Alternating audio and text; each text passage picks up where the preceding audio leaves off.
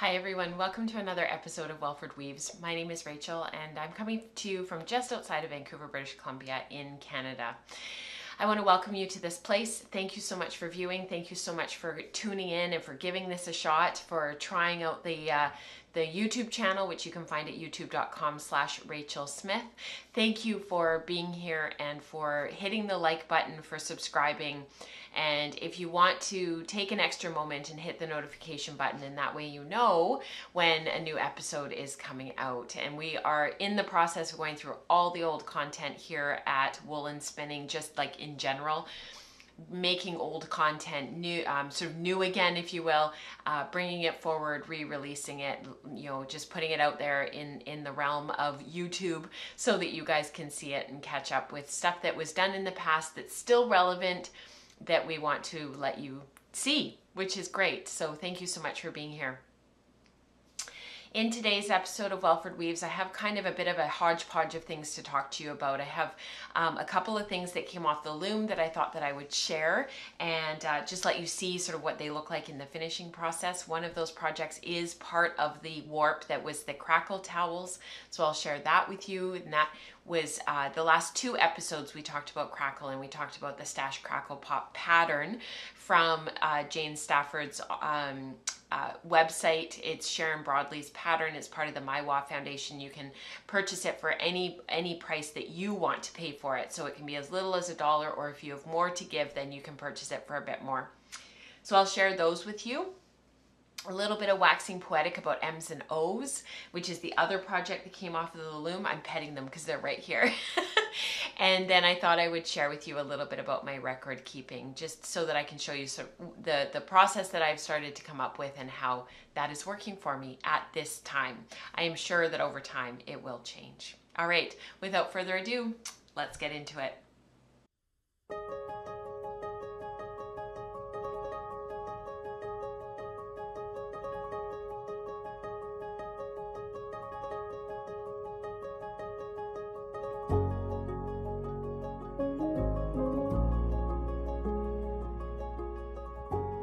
So I think because we've been sort of on this Crackle kick, I thought that I would start with the Crackle towels and share those with you. So I did cut these off the loom for a couple of reasons. The first being that I really wanted to see how the finished fabric was going to come out of the wash. What was it going to look like? How was it going to wash? I had already woven off 4 towels. They are quite large, and I felt that on the loom. And I was sort of thinking like, oh, I wonder, are these going to be sort of more like, are they going to be hand towels? Are they going to be more like big kitchen towels? Like, these are big. They are quite long, and I was surprised at how much I got off of the warp sort of at this point. There is a threading error. So I was really, really glad that I pulled them off. And on the camera, I can see it right away. And I think it's because it's discontinuous in the pattern. So immediately I can see that there is something going on over here, that there's something wrong. And once I draw your eye to it, you're probably not going to be able to see anything else. But I realized after I had been weaving on this for a little bit, and I had been working on these towels and watching them progress in the warp as I advanced the warp, and as I was looking at the work, I realized that there was something going on, but I couldn't put my finger on it. And part of the reason for that was because I was looking at the other side. I had left, the pattern is written for a sinking shed loom, for a counterbalance loom. So I was working on a jack loom, and I did the tie up as if I was weaving on a sinking shed loom, which sounds confusing. But what I needed to do was put the opposite tie up on. I wasn't really thinking, it was late at night. I was sort of, it doesn't matter if I'm looking at the other side. I can still see the pattern, it's totally fine. However, on the loom, when I was looking at the bottom side of the fabric, it was actually really hard to see that there was a threading error. It's amazing how our eye can just skate over things and doesn't really notice that there's a threading error. And the reason is because on one side it's barely noticeable, and on the other side it's quite obvious. So I have gone back, so I have cut off the warp, and I'll show you the 4 towels before I move on to the M's and O's, but I have cut off the warp because I wanted to see how they would finish and wash, and I'll talk about that in a moment. And I have, I basically decided, because I didn't know that there was such a glaringly obvious threading error, so I cut off and I reattached right away so that I wouldn't lose any warp. And I'll insert a photo here of sort of what that looks like. And I'm not going to go through how to do that today or what to do, but basically it's the first time I've ever done it, and it worked like a charm. So basically you weave some plain weave, you put in a lees stick, you weave some more plain weave, and then you cut off, and you use your lees stick to re-lash on. It keeps all of the warp tension across your warp really beautifully. And then I put my floating salvages back on afterwards and just hung them off the back of the loom. Once I realized that I had a big threading error, because as I was pulling this off the loom and looking at the underside, I realized that there was this threading error. I decided to completely cut off the warp, and I counted over how many threads was where the threading error was, and I marked that so that I could go to that point, figure out where in the pattern I was when I was threading, and re-thread. As soon as I did that, I found out, once I cut it off, I actually figured out that at the back there were 2 warp threads that were actually crossing each other and were getting all tangled up between each other, because one was going through one heddle and the other one was going through another heddle, and the heddles were actually crossed. So I'm not sure how that happened. However, that definitely is where the problem originated from, and then from there the threading is off. So I'll have to redo those 72 threads on that one side and rethread them, and then I'll be back able to weave again. The reason why it's important to me to actually go back and fix this is because I would like to use a few of these as gifts eventually, probably not for this Christmas because it's already the end of November. And it's important to me to fix these errors. So I might lose some warp, it might be a bit of a headache, it's going to take some time, it's going to be frustrating, etc., etc. However, I think it's important to go back and fix these errors and try to figure out where I went wrong, what went wrong, why were the threads acting the way that they were. I realized right away that there was a bit of a problem, because when you look in the fabric, you can actually see that there's a problem. Where is it? Right here. So if I just pull these, there's so much fabric here, you guys, it just is unbelievable. If you look right here, you might not be able to see, unfortunately. And if you can't, I'll see if I can take a photo of it. But if you look right in here, there really does look like there's a problem. Of course, now that I'm talking about it, I can't find it. It's actually not as far over as I keep thinking that it is. So right in here, there's like a discontinuity in the fabric.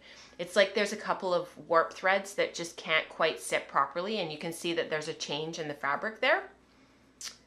That is where the 2 heddles got crossed. So the one warp thread is literally going through the heddle this way and coming out over here, and this one's going through this heddle and coming out over here. So, and the heddles are literally like, they're sort of crossing themselves on the shaft itself. It's hard to explain. Anyhow, I fixed it. So let's talk about the towels. They are massive. Like, these things are so big. I don't have the exact measurements right here with me. I left my sheet in the other room by accident, but I'll put them down here, and it's easier for you guys to see the measurements rather than me trying to tell you. I find sometimes it's actually easier to see it visually. So these are quite large. This is the first one. I might have to stand up and stand back a little bit, but this is the first one. I absolutely love this towel, but holy smokes, it is big. It goes across the whole width of the screen. So this is where the towel would start. This is the header, but this is really long. This towel could have stopped back here. It's really, really big. So I did 6 of the just trompe as rit. So that was the first one. And I was just learning Crackle. This was woven in the manner of overshot. in the manner of overshot. So one tabby pick pattern, tabby pick pattern. The warp is 8-2 cotton. It's just a combination of a whole bunch of 8-2 cotton from my stash. Some of it was given to me, some of it was stuff that I had bought, and then the gray is all from one colorway. So the yellow here is a little bit of a mixture of different stuff, but it actually ended up working out. And then the pattern is 4/8 cotton in that gorgeous kind of seafoam teal kind of color. So that was the first one. And then the second one was woven in the manner of overshot as well. So tabby pick pattern, tabby pick. But now I started playing with color. This one kind of worked.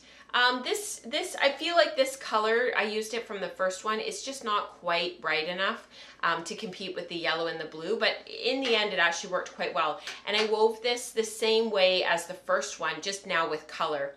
So the bright blue and the royal blue, kind of a royal navy blue, kind of not quite royal but not quite navy. It's really, really pretty. These two I actually wove with 8-2 cotton but 2 picks to make it 8-4. So that's the second one. Again, very long, big towel. I am folding them so that you don't see the, you aren't distracted by the threading error. Now this one was really fun. This one is 2/8 cotton, again, doubled the orange. Again, it's woven in the manner of overshot, so tabby pattern, and so on. And I loved what this looked like down here, the orange and the gray. I just loved that. I thought those colors worked really beautifully. I thought it was just awesome. And then the striping just is a lovely way to start and end the towel with this pattern sort of in the middle. Really fun. Again, huge towel. Huge towel. Now, this is really cool. This is really fun. And this was woven in classic Crackle. So this is the towel that we were talking about in the last show. Again, I'm going to fold it so that you don't see the threading error. This is navy blue. This is sort of a bright fuchsia pink. And then I went back to that bright blue again just to see what I could do. What is so cool about this towel is because it's woven in classic Crackle, I feel like it has more movement. I feel like the fabric is it's a little bit denser. I will say that it's a little bit denser. It feels kind of like double thickness, whereas the other ones feel solid and sturdy, but not quite as much as this one. This one's going to be incredibly absorbent, just unbelievably absorbent. What I really liked about this is that you can actually see very, very faintly the shadow of the lime green running through the pattern. So from a distance, like you can really see, especially with the blue, you can really see the shadow of the lime green. And that is, with classic Crackle. We talked about this in depth last episode, so please go back and watch episode 11. But basically you're weaving in classic Crackle, you're weaving 2, 3, so let's just look at the block B, for example. You're weaving 2, 3, 4, 3, 2, 3, 4, 3, and you're weaving yarn X pattern, Y pattern. And so what ends up happening is I used lime green for my Y, for my second background thread. And so what ends up happening is you have the lime green following behind. And then of course the overall, the yellow, that is sort of the overall. And you lose the lime green in the darker warp here, but you can really see it against the light. So it made me wonder, like, I used 8-4 cotton for the pattern, and it made me wonder for the lime green following, for the Y, I sort of thought, like, wouldn't it be so cool to have done like a zinger, you know, where you have maybe your X yarn is the same as your warp, and maybe your pattern is similar to your warp, but maybe one shade or one tint lighter or darker, and without muting the colors and adding a shade. So instead we would add sort of one shade instead of adding a tone, to add the gray and mute it, we would maybe for the pattern yarn, we would add maybe like, go to one shade darker in the yellow, or maybe one shade lighter in the yellow. And then for your Y, just make a total zinger so that you've got this zinging across of in the pattern. I can just see how, from a perspective, I don't usually get excited about color, but from this perspective and seeing this movement, I thought, oh yeah, I could totally see somebody could just go crazy and make it their entire master weaver thesis is playing with color. What can you do with classic Crackle in color? The other thing is that you can really see that crackling now. So you can really see how your warp threads move around and your weft threads move around a little bit. And that's what creates that crackle that Mary Atwater identified as being the crackle motif, and why it is so interesting. Susan, in her book, Weave Classic Crackle, she talks about the fact that it's sometimes those threads move together and sometimes those threads move apart.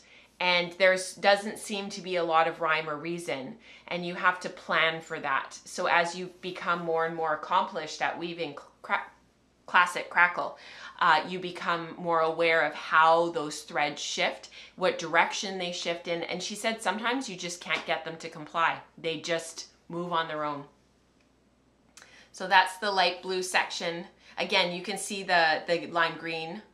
And then I found with the pink, the lime green was lost a little bit because the pink is so bright, it takes over, but it works really well. It's the same value as the blue. And then just to tone it down a little bit, I love pink and blue together.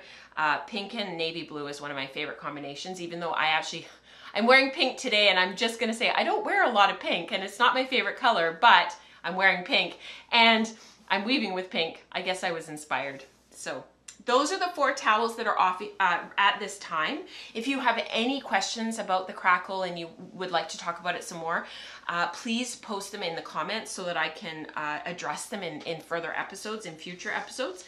And it also means that I have some things that I can think about and research and come back to you with. These are very sturdy. The fabric is quite sturdy.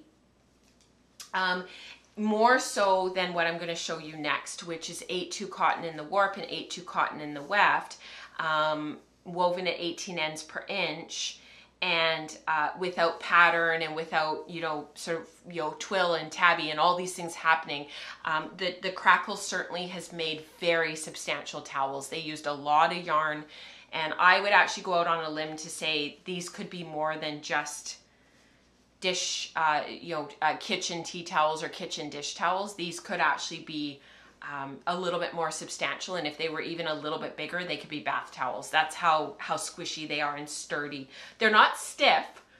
If you see here, they've got lovely drape, but they're just more substantial than a regular 8/2 towel set at 18 or 20 ends per inch, woven at the same in the pix per inch and with no pattern. So just very stable, very sturdy fabric. These are going to last for a long time.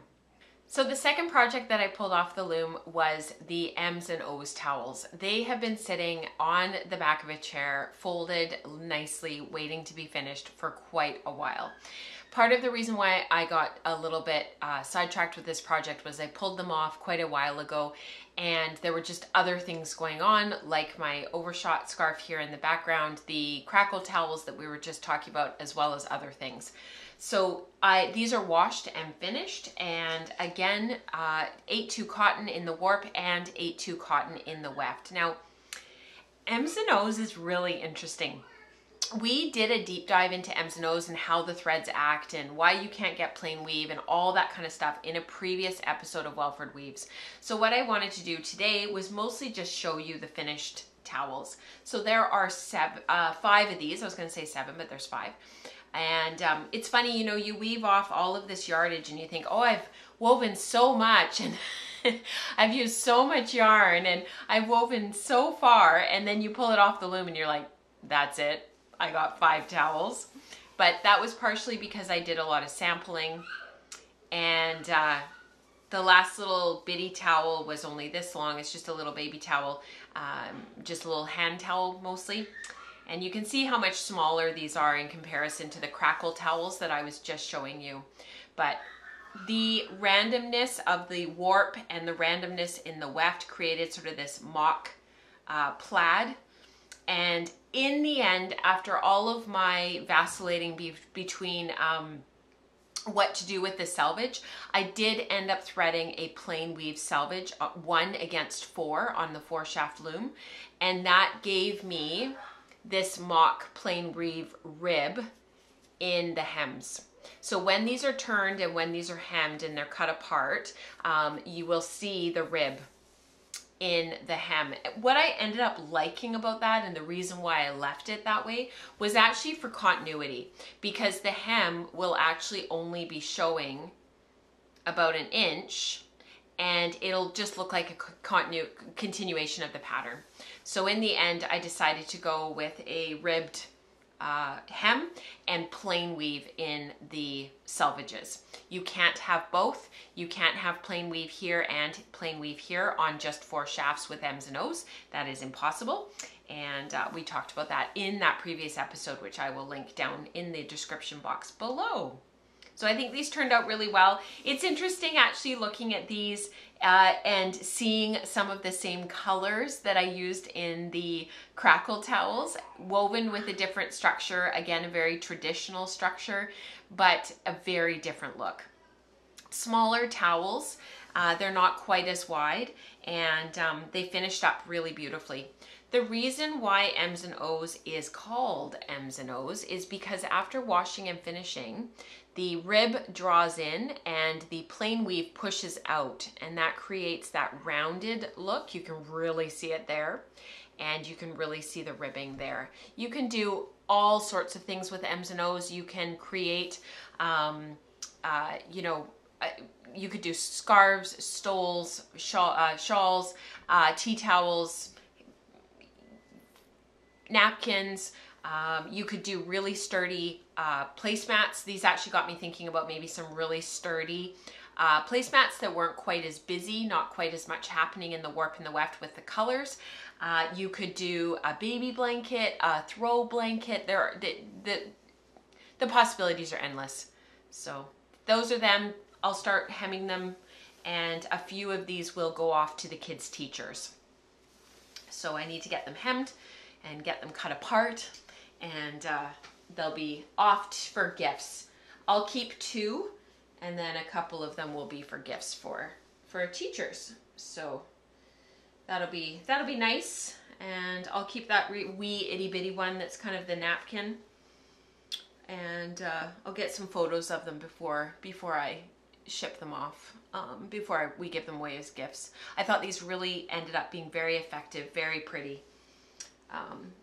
And you know, it's funny, I used quite muted colors, and they ended up, you know, they're not overbearing. You know, yes, there's a lot of color, and yes, there's a lot happening, but like from a distance, it's just stripes. It's just color and weave, light against dark. You know, a little bit of color thrown in there, the salmony, kind of pale pinky, gray, brown, a little bit of a zinger with the teal in there. Just nothing crazy, nothing overbearing. Your eye goes to the yellow because yellow does kind of jump out at you, but it just creates interest. It's not overbearing.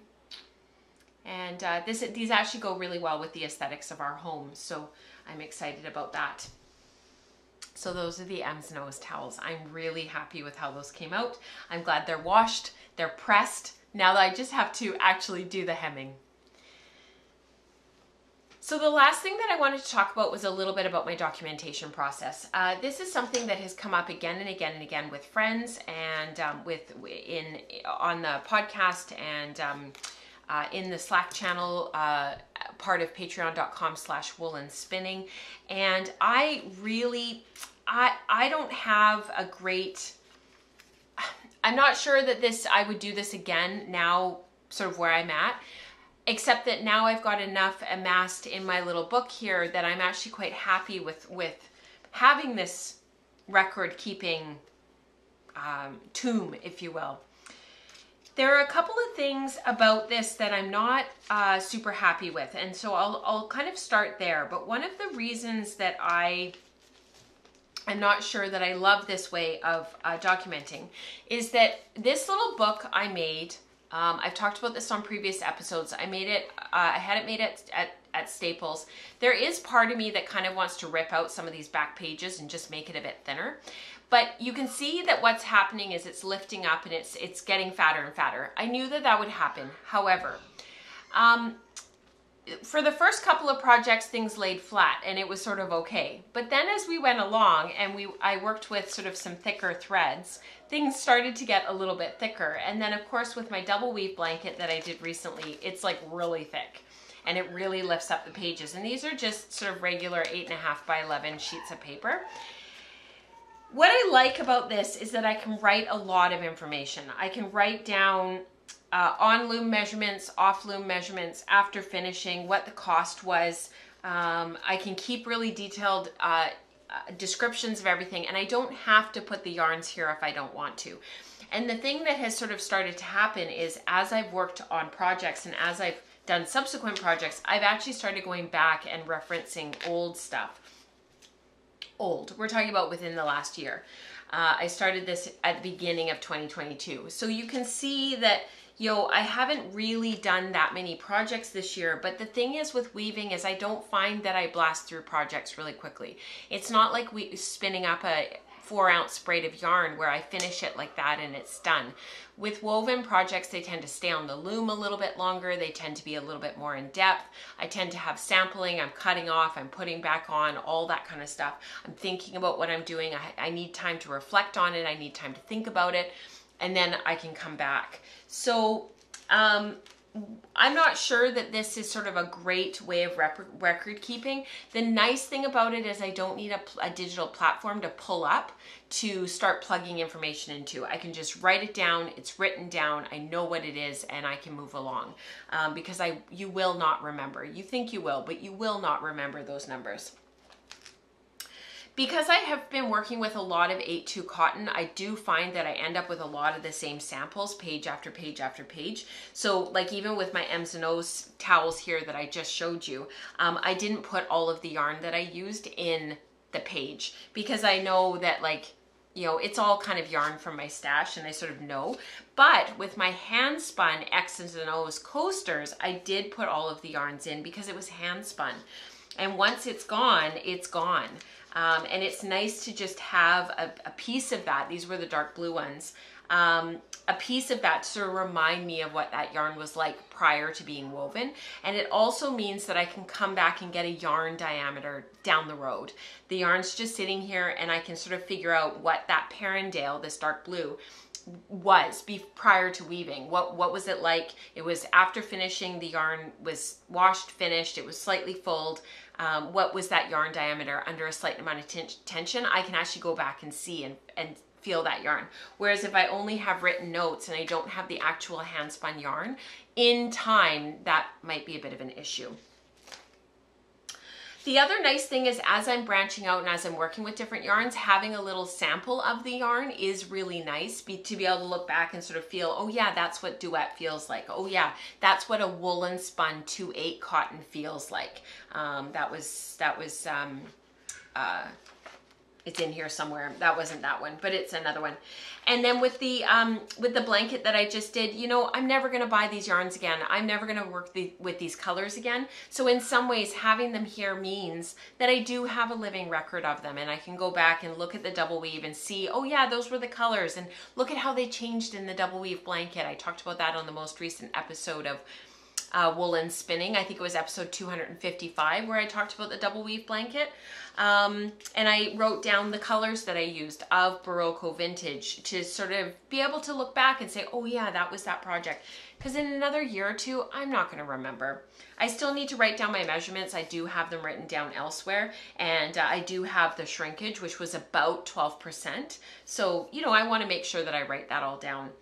I did write down the total cost of this project. It was approximately 11 skeins. I bought them 10 years ago, so they were $1 cheaper at that time.